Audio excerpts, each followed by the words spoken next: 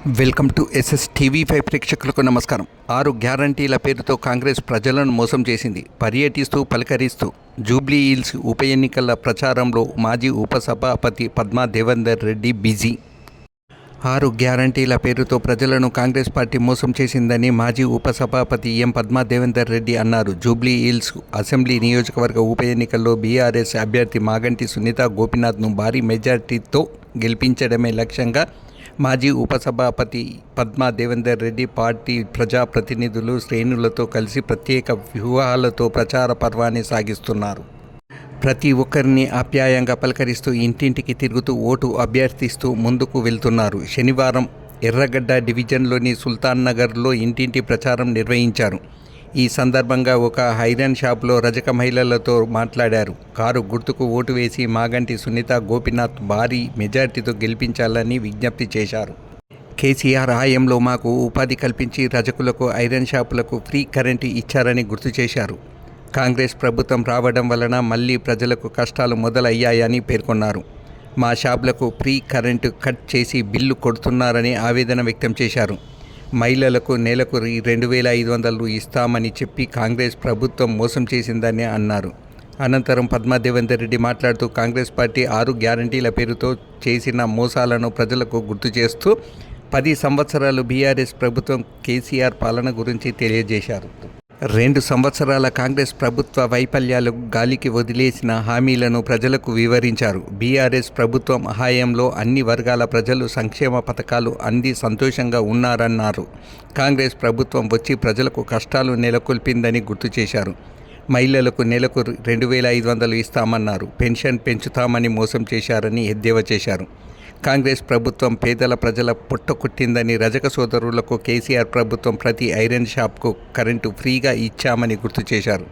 Car గుర్తుకు vote వేసి BRS party Maganti Sunitha గోపీనాథ్ను గెలిపించాలని ఈ సందర్భంగా కోరారు.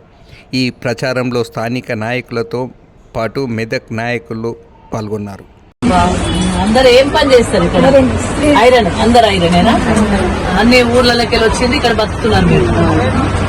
ఎన్ని రోజులే నీకేం పేరు? లక్ష్మి. ఎన్ని రోజులు అయింది? 20 సంవత్సరాలు వచ్చింది. నువ్వేమ్మా 22 ఏళ్ళ. మీరు అందరు కూడా 25, 20 ఏళ్ళలోనే వచ్చిండ్రు. కొంతమంది దుబ్బాకలు ఉన్నారు, కొంతమంది మెదకోళ్ళు ఉన్నారు, కొంతమంది చుట్టుపక్కల గ్రామాలు అంతకుముందు మరి ఎట్లా ఇస్త్రీ చేస్తే ఎట్లా చేద్దరు? ఇదే ఇస్త్రీ పెట్టుకొని చేద్దురా లేకపోతే ఇంకేమన్నా చేద్దురా? అచ్చా, మొదల వచ్చినప్పుడు మీరు బొగ్గులు అందరికీ చేద్దరు, బొగ్గులు ఇస్త్రీ పెట్టుకొని అందరికి పని చేయాలి. మరి ఎట్లా నడుస్తున్నది వ్యాపారం? ఎట్లా నడుస్తుంది? బొగ్గు బంతి దీనికి చాలా ఈజీ ఉంది. ఇది ఎందుకు వాడుతుంది మరి కరెంటుది? దానివల్ల కేసీఆర్ మీకు అస్తమా వస్తుంది, బొగ్గులో పెట్టుకొని దుమ్మొస్తుంది, కష్టమైతుంది, వెయిట్ ఎక్కువ అవుతుంది, చేయడానికి రాదని చెప్పి కరెంటు వాడుతుంది. కరెంటు కేసీఆర్ ఫ్రీ ఇవ్వడం వల్ల మీకు ఈజీ అయింది. కేసీఆర్ ఇవ్వడం వల్ల బొగ్గులే వాడింది. అచ్చా, కేసీఆర్ ఇది ఇవ్వడం వల్ల ఫ్రీ కరెంట్ ఇచ్చారు. మీటర్ కూడా వచ్చింది. మీ పేరుతోనే ఉందమ్మా మీటర్?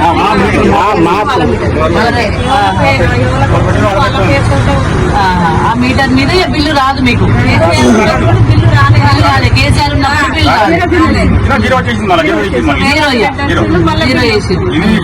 జీరో కాబట్టి మీకు బిల్లు పడదు.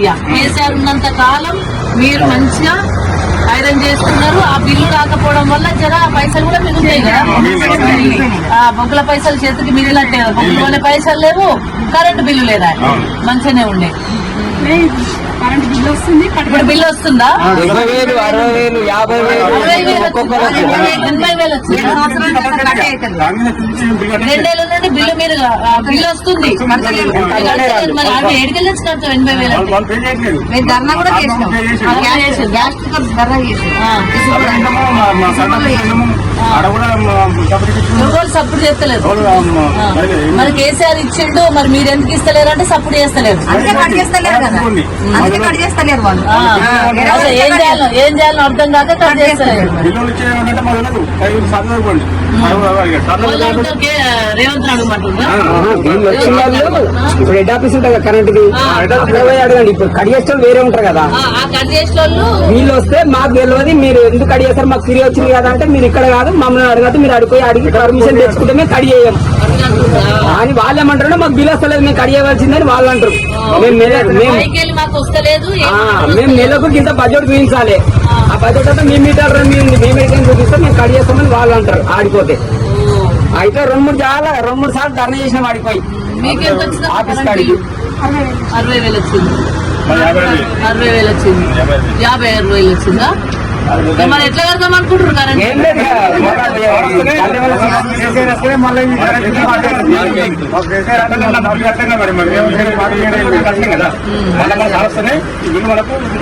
అయితే జర పైసలు జర కనబడితే బొగ్గల పైసలు మిగులుతాయి.